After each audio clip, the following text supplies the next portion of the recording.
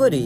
হে আম্মা টয়লেটের বন্ধ কই এখন বুঝতাম কেমনে হেই, এই টিকটক করে তোর কি হইব?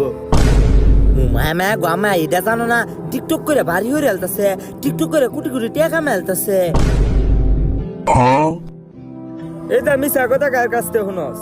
আরে ভাই এটা হাসা কথা, ইউটিউবে সার্চ দাও। ইউটিউবে সার্চ দেই।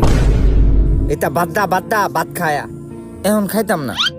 ভাত খাইতে না রাতে ভাত খাইতাম না। যাও যাও যাও যাও, মন থাকে যে 3টার সময়।